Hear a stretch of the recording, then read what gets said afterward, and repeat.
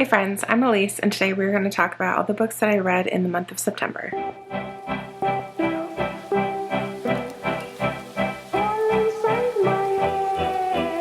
So before we talk about the books, I made a bit of a change in the way that I rate books. Don't ask me why I did this, I don't really know, but I've decided to stop giving half stars. Moving forward, I'm only going to be giving full stars. I'm not changing any of the ratings on the books that I rated in Goodreads. You can only do full star ratings on Goodreads, but like in my description or my review that I put on there, I would say if it was a 3.5 or 4.5. So I'm not changing any of that. But on Storygraph, I did go back and all the books that I gave a half star rating to, I changed. So I either rounded down or rounded up, depending on how I felt about the book looking back. The reason I'm saying this is because a couple of the books that I'm about to tell you about, you may have seen my ratings already on Bookstagram or on Goodreads that have a half star, but when I talk about them right now, they are not going to have a half star. That's that part.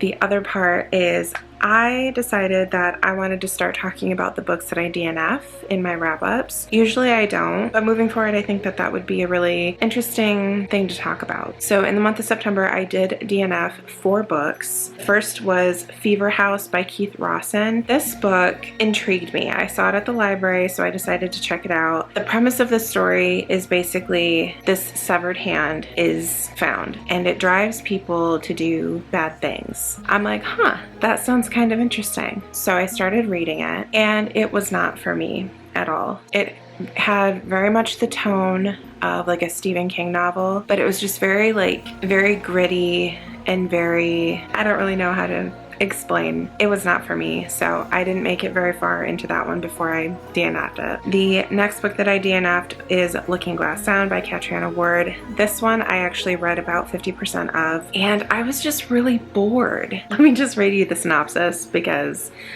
the story has already left my brain. In a lonely cottage overlooking the windswept Maine coast, Wilder Harlow begins the last book he will ever write. It is the story of a sun-drenched summer of his youth and of the killer that stalked the small New England town, and of the terrible tragedy that forever bonded him and his friends Nat and Harper in unknowable ways. Decades later, Wilder returns to the town in an attempt to recount that summer's events in his memoirs, but as he writes, Wilder begins to fear his grip on the truth is fading and that the book may be writing itself. So that sounds pretty interesting, right? I was really bored. The beginning of the book, the first good chunk of the book is when he's like 12, 13, something like that. So it feels very YA at first. And then next thing we know, he's like late teens, like 16, 17, I want to say. And I don't know, there's just a lot going on. There's the whole thing about the killer that stalked the small New England town. That was the thing. And then a tragedy happened, so that was the thing.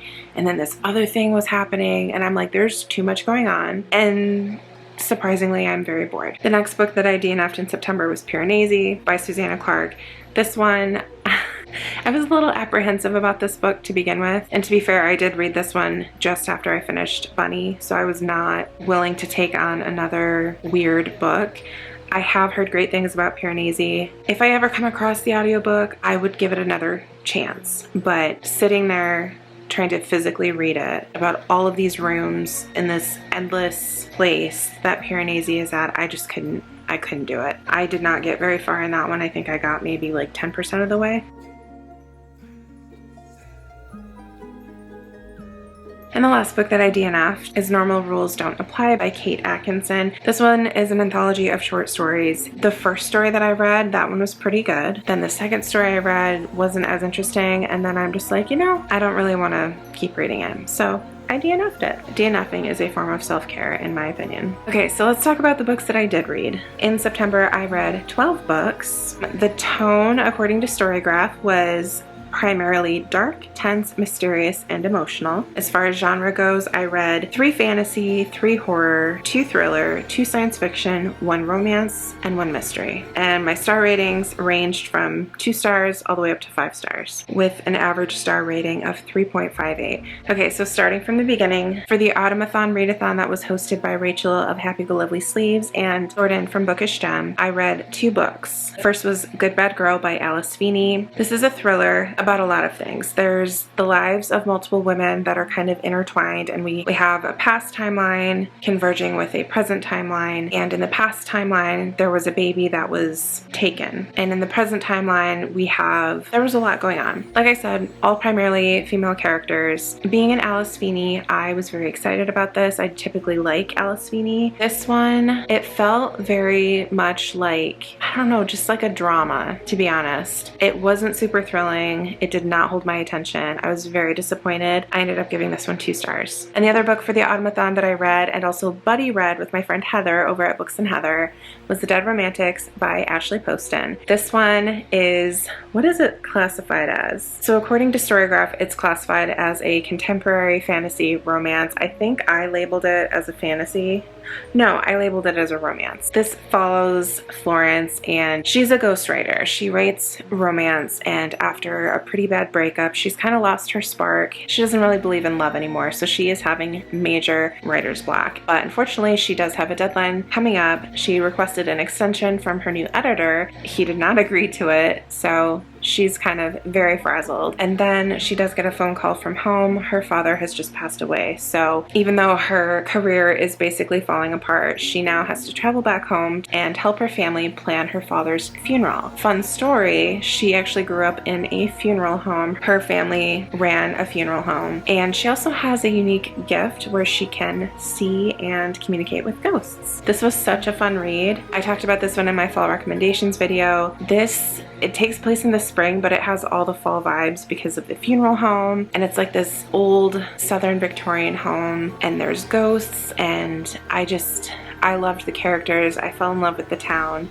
I really enjoyed this one. In case you couldn't tell, this one was 5 stars. Next, I read Thornhedge by T. Kingfisher. This is a fantasy novella about a girl who, she's kind of a girl. I don't want to say something to spoil it, so let me read you the synopsis instead, because I might end up spoiling something. Meet Toadling. Her name is Toadling. On the day of her birth, she was stolen from her family by the fairies, but she grew up safe and loved in the warm waters of fairyland. Once an adult, though, the Fae ask a favor of Toadling: return to the human world and offer a blessing of protection to a newborn child. Simple, right? If only. Centuries later, a knight approaches a towering wall of brambles where the thorns are as thick as your arm and as sharp as swords. He's heard there's a curse that needs breaking, but it's a curse Toadling will do anything to uphold. I'm glad I read that, because I definitely would have spoiled what the curse was and why Toadling is there. It's very magical, and it is very atmospheric, and there's like a whole backstory to it. Like, thinking back, I think I liked it more than what I thought I did. It's one of those things where you start the book and it's like, this is what you know of the book and this is what you think the book is. And then by the end of it, it's just like, holy cow, there's so much more to this. Like, it kind of packed a punch, honestly. I feel like this is a low rating now, but I did give it 3 stars. Next, I read The Paris Apartment by Lucy Foley. And this I think was just my second Lucy Foley. I also read, what was it called? The Hunting Lodge? Something about hunting. The Hunting Party? I think it's The Hunting Party. I read that one a couple years ago, and that one was fine. This one, my favorite thing about this book was all the descriptions of Paris, all the French that was spoken, and I did listen to this on audio as well, so hearing the French accents and hearing the French spoken, I think really improved the way I felt about this book. But the story was kind of lacking. So this is a story about a girl. She goes to Paris to meet up with her I think he's her half brother, because he lives in a flat in this really nice apartment building in Paris. Well, she gets there and she can't find him anywhere, and all of these people, like, in this building and around town, they know who her brother is, and they're all like, you know, things would be different if your brother hadn't come to town and all this stuff. So it's like, I didn't really buy the story, to be honest, and it was really annoying. Like, first of all, there were so many points of views. It wasn't super interesting. It didn't really hold my attention. I was not a fan of this. So looking back, I feel like this is like too high of a rating, but I did rate this one 3 stars. The next book that I read is a science fiction, and that is Whale Fall by Daniel Kraus. When I first heard about this book, I was really really intrigued. It's a story about a man who his father passed away at sea. So his remains are still in the ocean. His body was never recovered. He decided that he would like to retrieve his father's remains. So he gears up. He's been a diver. His father was a diver. So they're very familiar with diving in the ocean. So he gears up and he goes into the ocean and tries to look for his father's remains. Along the way, he basically gets caught between a sperm whale hunting a squid and accidentally gets eaten by the whale. That's the present timeline. So you are traveling through the mouth, throat, belly of this whale with this guy. Obviously more happens than that, but then you're also getting, like, every other chapter is flashbacks to when his father was still alive, specifically when the main character was a lot younger. So he and his dad, they had a very strained relationship. It's like throughout the book, the main character is in the present, you know, fighting for his life in the belly of the whale, but then he's also reminiscing about all the memories that he had with his father, the fights that they had, things like that. So it's like he's also kind of working through his strained relationship with his father and kind of reconciling that with himself. It was definitely an interesting read, very unique. I've never read anything like this before. So yeah, I mean, it wasn't amazing, but I'm glad I read it at the same time. Ultimately, I did rate that one 3 stars. Next, I read another novella, Arch-Conspirator by Veronica Roth. So this is a science fiction. It's actually a retelling, a reimagining of Antigone. So I don't really want to go into too much detail about it. If you know of the story of Antigone, you'll have a gist of kind of what happens in this story. I'll just read the synopsis. Outside the last city on Earth, the planet is a wasteland. Without the genes of the fallen, humanity will end. Antigone's parents, Oedipus and Jocasta, are dead. Passing into the archive should be cause for celebration, but with her militant uncle Creon rising to claim her father's vacant throne, all Antigone feels is rage. When he welcomes her and her siblings into his mansion, Antigone sees it for what it really is, a gilded cage, where she is a captive as well as a guest, but her uncle will soon learn that no cage is unbreakable and neither is he. This was really interesting. I liked the concept of the archive. In this world, children are not created through normal means of procreation. They are kind of maybe genetically engineered as a way to think of it. Certain people, like if you meet certain criteria, your genes upon your death are entered into this archive. So when people are looking to have a baby, they go to this archive and they can select the genes that they want to combine to create a child. So I found that part very fascinating about this story. Obviously it is a novella, so it is very short. I do wish that it was longer. I wanted more of the story, but alas. Overall though, I really did enjoy this and I gave it 4 stars. Okay, hi. I had to stand up. I did not want to sit any longer. Next I read Divine Rivals by Rebecca Ross. This one is a YA fantasy. It was fine. It held my attention. I did enjoy it. There's a war going on. The main character, Iris, her brother has gone to fight for this war. While he's away, I don't know if she's a reporter or a journalist. Okay, so she's a journalist. When 2 young rival journalists find love through a magical connection, their fate depends on their facing the depths of hell together. After centuries of sleep, the gods are warring again. All 18-year-old Iris Winnow wants to do is hold her family together. With her brother on the front line, forced to fight on behalf of the gods, now missing from the front line, and a mother drowning her sorrows, Iris's best bet is winning the columnist promotion at the Oath Gazette. But when Iris's letters to her brother fall into the wrong hands, that of the handsome but cold Roman Kit, her rival at the paper, an unlikely magical connection forms. So this book gave me like World War II vibes, and I kind of liked that aspect of it. And then there is, of course, like a magical, fantastical aspect of the communication between Iris and Kit. It was pretty good. It was pretty good. It held my attention. I started to lose my attention a little bit towards the end, but then at the very end, if you've read it, you know what I mean. At the very end, I'm just like, okay, well, wait. What's going on here? I will probably pick up the sequel, which comes out fairly soon, I think. Anyways, that one was 4 stars. Now, the next few books that I read for 3 readathons that happened all within the same week or week and a half. And I do still have a reading vlog coming out for that. I just have to find the time to edit it. You'll hopefully be seeing that soon. So some of this is going to be a spoiler for that. So that is the Sleep When I'm Dead readathon, hosted by Jessie over at Reading with Jess. The Upside Down Readathon, which was hosted by Kendall of Bookphoria, Naomi of Naomi's Library, Liv of Liv's Library, and Jordan of Sorry Book Solid. And then the Losers Club Readathon, hosted by Elizabeth of Reading Riley, Beth of Beth's All Booked, and Ashley of Ashley's Little Library. I don't remember which book was for which prompts. The first book was Cackle by Rachel Harrison. This one is about a girl who goes through a breakup and decides to have a fresh start. So she moves to a new town and she is taken under the wing of Sophie. They form this friendship where Sophie is supportive, she's Annie's cheerleader, and she's really striving for Annie to just be her own person, see the value in herself, in that she does not need a man to complete her. She doesn't need anybody to complete her but herself. I did really enjoy this one. It felt much more women's fiction than it did witchy fiction. I would have liked to see more of the witchy aspect, but overall I did enjoy it and I gave it 4 stars. The next book for those readathons was Bunny by Mona Awad. So this book follows Samantha Heather Mackey. She attends an elite New England university. She's part of the MFA program, and there's this group of strange, mean girls that call each other bunnies. Samantha is initiated into this group. Weird things take place. Again, deeper thoughts are in my reading vlog that has yet to come out, but what I will say is I think this book is for people of a certain literary intellect that I do not possess.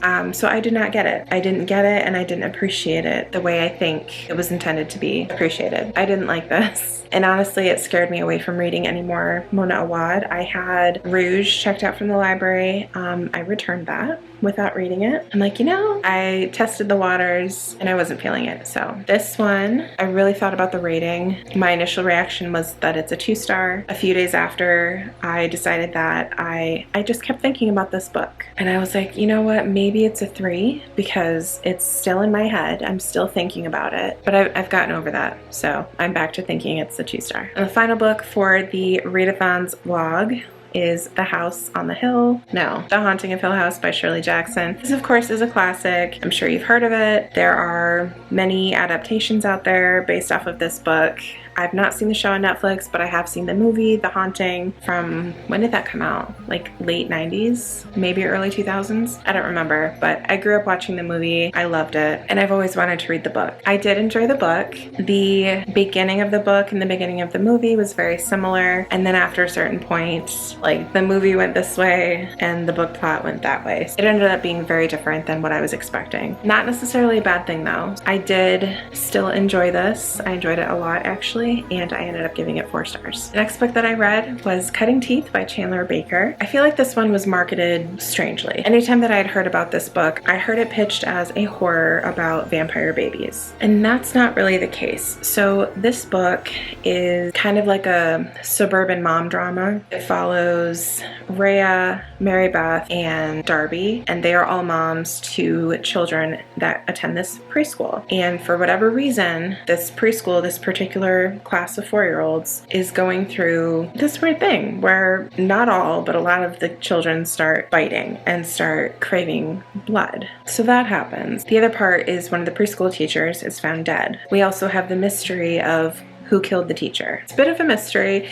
It's definitely more of like a subdued thriller mystery. There is a little bit of horror only because there's obviously scenes with blood and biting, and there's actually a couple fairly graphic descriptions of things happening. For the most part, I would classify this as a suburban mom drama. It was a good time. I enjoyed my read of it. I read it in less than 24 hours, and I ended up giving it 4 stars. And the final book in September that I read, finally, was A Court of Frost and Starlight by Sarah J. Maas. This is the novella between A Court of Wings and Ruin and then A Court of Silver Flames. This book takes place during the winter solstice. It's just kind of a fun, well, I mean, it's not all fun. There's obviously some darker stuff. After the events that took place in ACOWAR, we are back in Velaris. Obviously, they are all dealing with everything that happened in ACOWAR, but then they are also preparing for the winter solstice. This would have been a really good read to read around Christmas time. It's very atmospheric. It's cold and wintry. They're decorating the house and they're buying presents for each other. I feel like it was a good portion to read after ACOWAR. I gave this one 5 stars. Okay. Okay guys, those were all the books that I read in the month of September. Now I'm gonna do the Battle of the Books portion. I didn't do this last month, I don't think, just because I only read 6 books in August, so it wouldn't have been really fun to do this. But this is the 3rd or 4th month now that I have done this. So basically I just put all the titles that I read in the month in this, and I pull out 2 at a time, and the books battle it out. I put them on a table and they gear up, no I'm just kidding, as objectively as possible, compare the 2 books and determine which one could be recommended to more people. 2, A Court of Frost and Starlight, and The Dead Romantics. A Court of Frost and Starlight is a novella, part of a series. So on its own, I wouldn't recommend that to anybody. I mean, if you read the series, yes, I would recommend read the series. But looking at these individual books, I would definitely have to go with The Dead Romantics. It brought me joy, and I love the vibes, so I would say The Dead Romantics. Good Bad Girl by Alice Feeney, and The Haunting of Hill House. I would have to say The Haunting of Hill House, because if I was gonna recommend an Alice Feeney, it would not be that one. It would probably be Rock, Paper, Scissors, or even Daisy Darker. Why can't I unfold this? Cutting Teeth by Chandler Baker, or Bunny. The correct answer is Cutting Teeth. All right, Thornhedge or The Paris Apartment. Again, if I was gonna recommend a Lucy Foley, it would not be The Paris Apartment. Thornhedge was a lot shorter than The Paris Apartment, but I feel like the story, there was just a lot more to it, and it was more entertaining and it was more thrilling. So I would definitely say Thornhedge. Arch Conspirator versus Cackle. Both were 4 stars. I would say for the most part, more people would probably like a witchy fantasy type cozy horror than they would a sci-fi reimagining of Antigone. So I'm gonna go with Cackle. All right, 2 more. We have Divine Rivals versus Whalefall, I bet. Yep. I would definitely say Divine Rivals. Sci-fi is not for everybody, and Whalefall is definitely very sci-fi. So Divine Rivals would definitely be a safer recommendation. So put these back in. All right, and now we have The Haunting of Hill House versus Thornhedge. I would probably go with The Haunting of Hill House. It has a pretty big fan base already between the book and the adaptations. Divine Rivals versus Cutting Teeth. Both were 4 stars. One is it's not labeled historical, but it felt historical. So I'm gonna call it historical. Like a historical fantasy romance versus a suburban mom thriller classified as horror. This one could really go either way. I mean, it just depends on your preference, honestly. This one's hard because if you are a fantasy lover or a YA lover, I would say Divine Rivals. If you like thrillers or domestic dramas, I would say Cutting Teeth. All right, what issues did I have with these? Divine Rivals, I did lose interest a little at the end, but it's also part of a series. Oh, okay. Cutting Teeth, what were the issues? The biggest issues that I had with Cutting Teeth were that parts of the book, there's like a couple excerpts where it's an interview, like the FBI or the investigator is interviewing the 4-year-olds, like getting their account of what happened. And on the one hand, the kids were like, you know, like, oh, mommy, I hungry. And then like the next second, they're saying full sentences, sounding more like a 15-year-old than a 4-year-old. Those were some issues that I had with Cutting Teeth. I'm gonna go with Divine Rivals. All right, we have 2 more. The Dead Romantics versus Cackle. Ooh, I would have to say The Dead Romantics. And The Dead Romantics is just so much deeper. Well, you know what? They both have really good messages because Cackle has the message of be your own woman, be independent. You don't need anybody to complete you. You complete yourself. But then in The Dead Romantics, you know, dealing with grief, going back home again. And I like Elvis, and Elvis was talked about a lot in The Dead Romantics. There's like nostalgic vibes. I have to go with The Dead Romantics. I just have to. This next round, there's only 3 books in here, so I'm only gonna compare 2, and then the winner's gonna compare with the other one. So The Dead Romantics versus Divine Rivals. The Dead Romantics, I'm sorry, which means The Haunting of Hill House versus Dead Romantics. Dead Romantics! Dead Romantics. If I had to recommend a single book that I read in September, this is it. Now this doesn't always happen. At least one of the other months that I did, the book that I recommended was not my favorite book of the month. So it just happened to work out that way this time. All right, friends, that is it. Thank you so much for watching. Let me know in the comments what your favorite book in September was and what book you're most looking forward to reading in October. Please remember to like and subscribe, and until next time, bye.